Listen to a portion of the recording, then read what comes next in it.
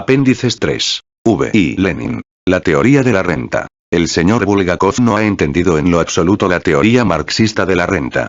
Está convencido de haber destruido esta teoría con las dos objeciones siguientes. 1. Según Marx, el capital agrario entra en el mecanismo de compensación de la cuota de ganancia, por lo cual la renta del suelo se forma con la ganancia extraordinaria que rebasa la cuota de ganancia media.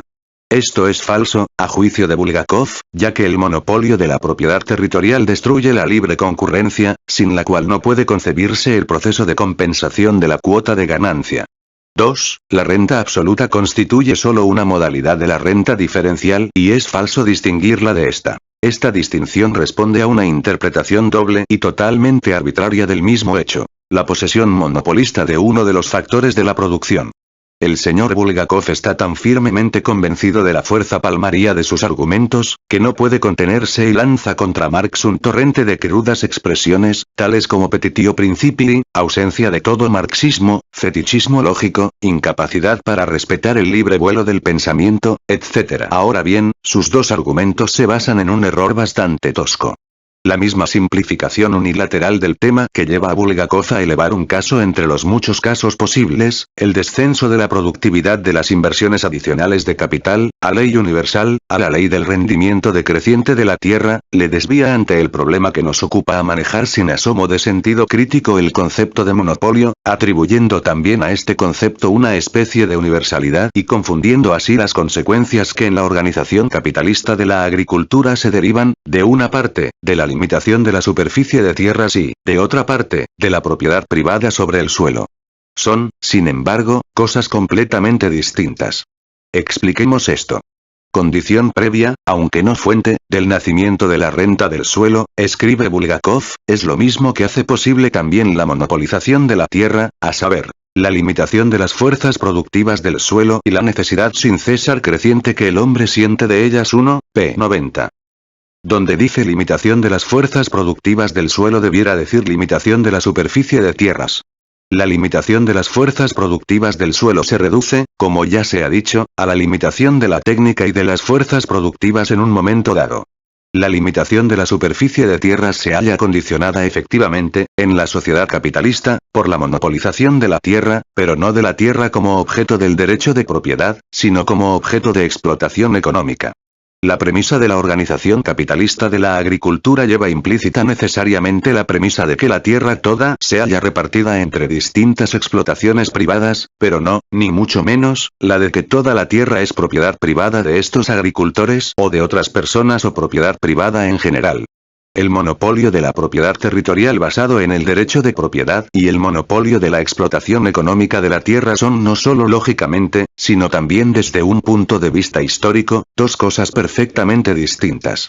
Lógicamente, podemos imaginarnos muy bien una organización puramente capitalista de la agricultura con la ausencia total de la propiedad privada sobre la tierra, en que ésta sea propiedad del Estado, del municipio, etc. Y en efecto, vemos que en todos los países capitalistas adelantados la tierra toda se halla repartida entre distintas explotaciones económicas privadas, pero éstas no explotan solamente sus terrenos propios, sino también las tierras arrendadas a sus propietarios, así como las pertenecientes al Estado y a los municipios, por ejemplo, en Rusia, donde como es sabido se hallan al frente de las explotaciones privadas, en las tierras comunales de los campesinos, las empresas agrarias capitalistas. No en balde hace Marx, al comenzar su análisis de la renta, la observación de que el régimen de producción capitalista se encuentra, y somete a su imperio, las formas más diversas de propiedad territorial, desde la propiedad del clan y la propiedad feudal sobre la tierra hasta la pequeña propiedad campesina combinada con el régimen de bienes comunales. La limitación de la superficie de tierras solo presupone inevitablemente, por tanto, el monopolio de la explotación económica de la tierra, bajo el imperio del capitalismo. Y se plantea el problema de saber cuáles sean las consecuencias necesarias de esta monopolización, en lo que a la renta se refiere. La limitación de tierras hace que el precio del trigo no se halle determinado por las condiciones de producción en las tierras de calidad media, sino por las que rigen en las tierras cultivadas de peor calidad.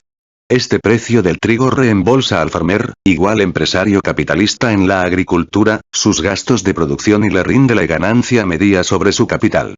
El farmer que cultiva tierras mejores obtiene una ganancia extraordinaria, que constituye precisamente la renta diferencial.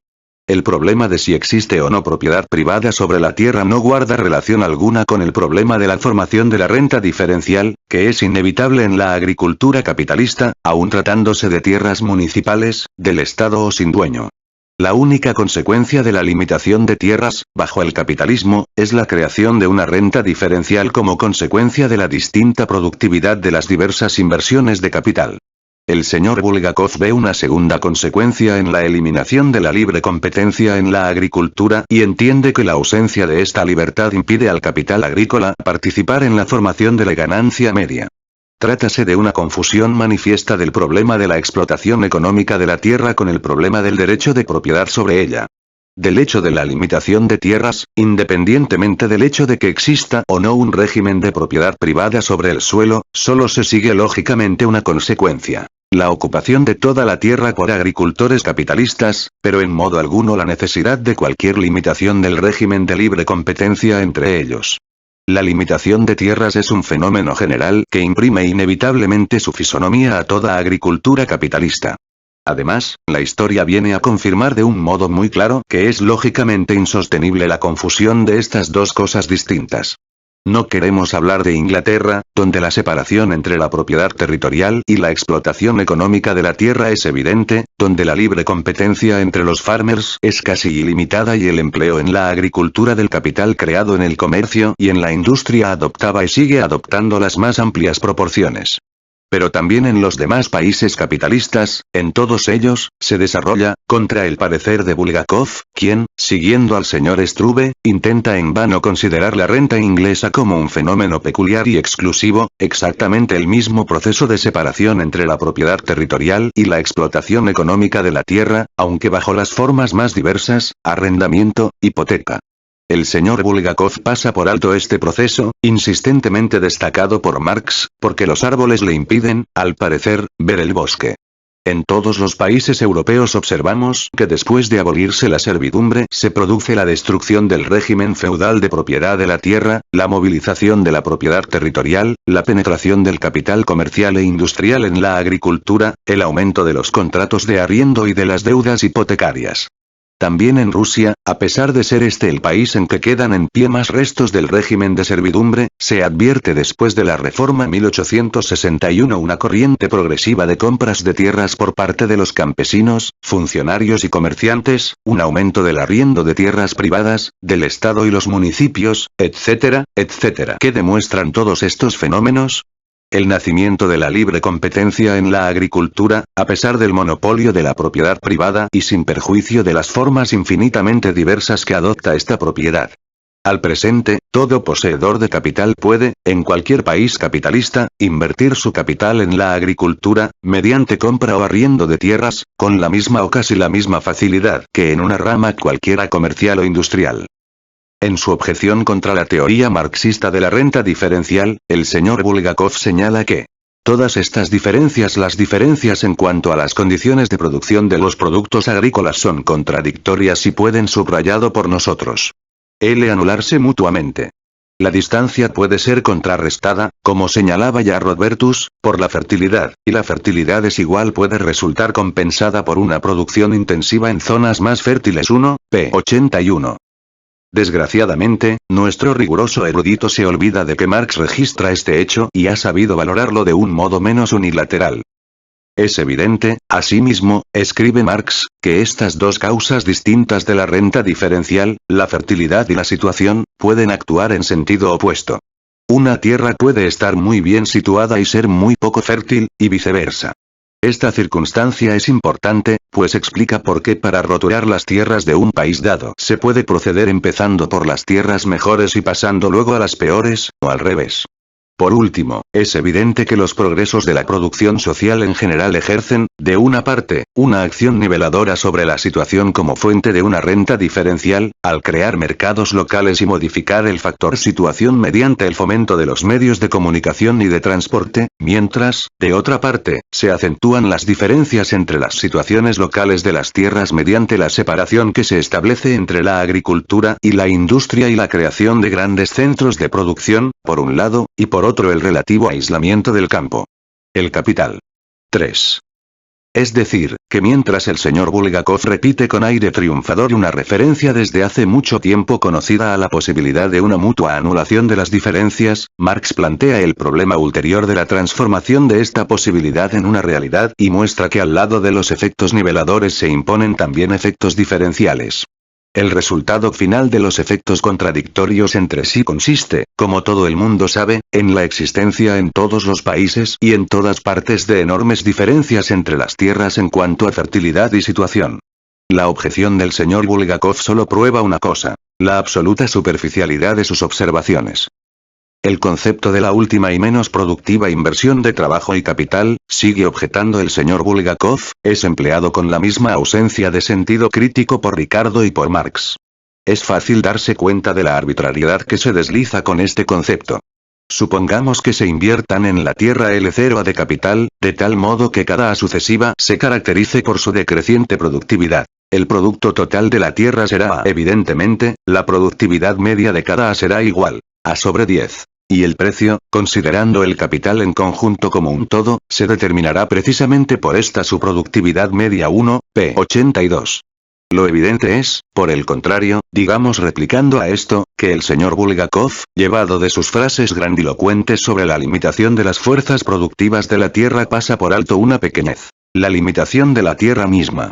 Esta limitación crea, sin que ello guarde la menor relación con ninguna propiedad sobre la tierra, un cierto monopolio.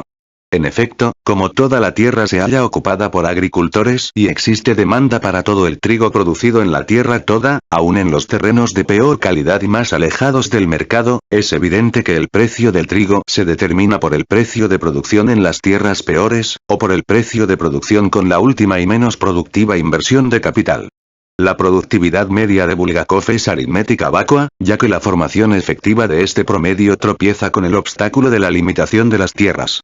Para que pueda formarse esta productividad media y determinar los precios es necesario que cada capitalista, además de estar en condiciones de invertir capital en la agricultura, mientras en la agricultura rija, como ya hemos dicho, la libre competencia, pueda también, en todo momento, crear una nueva explotación agrícola además de las ya existentes. Pero en este caso no existiría la menor diferencia entre la agricultura y la industria y no podría producirse ninguna renta.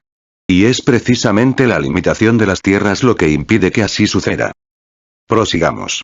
En nuestras anteriores consideraciones, hemos prescindido totalmente del problema de la propiedad territorial. Hemos visto que este método se apoya tanto en razones lógicas como en los hechos históricos, los cuales prueban que la agricultura capitalista surge y se desarrolla bajo todas las formas de propiedad territorial. Pero introduzcamos ahora esta nueva condición. Supongamos que toda la tierra sea de propiedad privada. ¿Cómo repercutirá esto sobre la renta? El terrateniente arrebatará al agricultor la renta diferencial en virtud de su derecho de propiedad. Como la renta diferencial representa un remanente de ganancia sobre la ganancia normal, media del capital y como en la agricultura rige, o es creado por el desarrollo capitalista, un sistema de libre competencia en el sentido de libertad de inversión de capital, el terrateniente encontrará siempre un agricultor que se contente con la ganancia media y le ceda a él, al terrateniente, la ganancia extraordinaria. La propiedad privada sobre el suelo no crea la renta diferencial. Lo que hace es, sencillamente, transferirla de manos del agricultor a manos del terrateniente. ¿Se limita a esto la influencia de la propiedad privada sobre la tierra? ¿Puede esperarse acaso que el terrateniente permita al agricultor explotar gratis aquellas tierras de peor calidad y situación que solo rinden al capital una ganancia media? Naturalmente que no. La propiedad territorial es un monopolio, amparado en el cual el terrateniente exigirá que el agricultor le abone también un canon por estas tierras. Este canon será la renta absoluta, que no tiene absolutamente nada que ver con la diferente productividad de las distintas inversiones de capital y se deriva simplemente de la propiedad privada sobre el suelo. Cuando el señor Bulgakov acusa a Marx de dar una interpretación doble y arbitraria al mismo monopolio, no se toma la molestia de pararse a meditar que estamos en realidad ante un monopolio doble. Tenemos, en primer lugar, el monopolio de la explotación económica, capitalista, de la tierra. Este monopolio responde a la limitación de las tierras y es inevitable, por tanto, en toda sociedad capitalista. Este monopolio trae como consecuencia que el precio del trigo se determine por las condiciones de producción en las tierras peores, mientras que el remanente de ganancia, la ganancia extraordinaria que produce la inversión de capital en las tierras mejores o la inversión de capital más productiva constituye la renta diferencial. Esta renta surge absolutamente al margen de la propiedad privada sobre el suelo, la cual solo permite al terrateniente arrebatársela al agricultor. En segundo lugar, tenemos el monopolio de la propiedad privada sobre la tierra. Este monopolio no se halla inseparablemente unido al anterior, ni desde el punto de vista lógico ni desde el punto de vista histórico. No es un monopolio necesario para la sociedad capitalista ni para la organización capitalista de la agricultura. Por una parte, podemos representarnos perfectamente una agricultura capitalista sin propiedad privada sobre la tierra, pues no en vano muchos economistas burgueses consecuentes preconizan la nacionalización del suelo. Por otra parte, la realidad nos demuestra la existencia de una organización capitalista de la agricultura sin propiedad privada sobre la tierra, por ejemplo, en los terrenos del Estado y de los municipios. Por eso deben mantenerse incondicionalmente separadas estas dos clases de monopolio y, por consiguiente, es necesario reconocer al lado de la renta diferencial la existencia de una renta absoluta, nacida de la propiedad privada sobre la tierra. Marx explica la posibilidad de que la renta absoluta nazca de la plusvalía del capital agrícola, diciendo que en la agricultura la participación del capital variable en la composición orgánica total del capital es superior a la media, hipótesis absolutamente natural, si se tiene en cuenta el indiscutible atraso de la técnica agrícola en comparación con la técnica industrial. Y partiendo de aquí, se sigue que el valor de los productos agrícolas es siempre superior a su precio de producción y la plusvalía superior a la ganancia.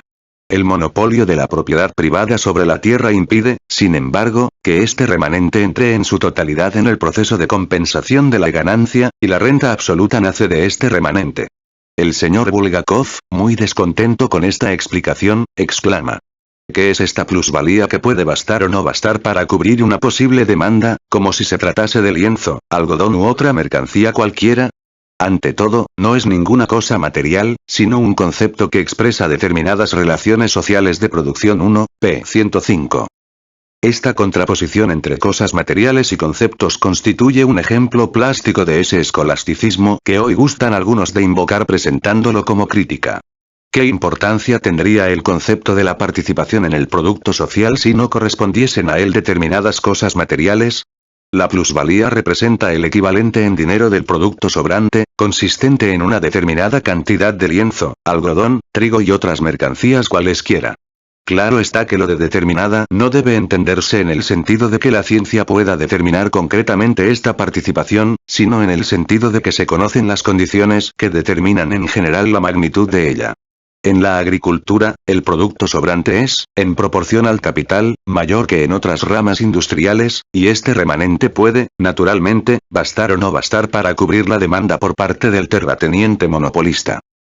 Podemos ahorrar al lector una exposición detallada de la teoría de la renta que el señor Bulgakov, según su propia confesión de modestia, se ha compuesto por sus propias fuerzas y siguiendo caminos propios. 1, p. 111. Bastarían unas cuantas observaciones para caracterizar este producto de la última y menos productiva inversión del trabajo. Profesaron. La nueva teoría de la renta se atiene a la vieja receta de lo blanco y lo negro. Si existe libre competencia, no puede existir absolutamente ninguna restricción, a pesar de que no ha existido nunca ni en parte alguna una libertad absoluta de competencia. Si existe monopolio, no puede existir otra cosa. Por tanto, la renta no nace en modo alguno de la plusvalía, ni siquiera del producto agrícola. Nace del producto del trabajo no agrícola. Es, sencillamente, un tributo, un impuesto, una deducción de la producción social total, una letra de cambio librada por el terrateniente. El capital agrícola, con su ganancia, y el trabajo agrícola, la agricultura en general como esfera de inversión del trabajo y el capital constituyen, por tanto, un Estado dentro del Estado en el reino capitalista, todas SIC. Del capital, la plusvalía, el salario y el valor en general resultan ser dimensiones imaginarias al aplicarse a la agricultura y, p. 99. Ah, ¿sí? Ahora está todo claro. De modo que tanto los capitalistas como los obreros asalariados son, en la agricultura, dimensiones imaginarias. Sin embargo, aunque el señor Bulgakov descienda de vez en cuando a majaderías como esta, en ocasiones no razona mal. 14 páginas más adelante, dice. La producción de productos agrícolas cuesta a la sociedad una cierta cantidad de trabajo. Esto es su valor. Excelente. Vemos, pues, que las definiciones del valor por lo menos no son tales dimensiones imaginarias. Y prosigue. Una vez que la producción se organiza de un modo capitalista, el capital se pone al frente de la producción, el precio del trigo se acomodará a los precios de producción y, con arreglo a esto, se tomará en consideración la productividad de la inversión concreta de trabajo y capital, comparada con la productividad social media. Muy bien. Esto quiere decir que tampoco las definiciones del capital, la plusvalía y el salario son tales dimensiones imaginarias. Según esto, existe, pues, una libertad de competencia, aunque no absoluta, puesto que sin la transferencia del capital de la agricultura a la industria y viceversa sería imposible calcular la productividad, comparándola con la productividad social media. Y más adelante. Gracias al monopolio de la tierra, el precio rebasa el valor hasta aquellos límites que imponen las condiciones del mercado. Magnífico. Pero entonces, ¿dónde ha visto el señor Bulgakov que un tributo, un impuesto, una letra de cambio o algo parecido a esto dependan de las condiciones del mercado?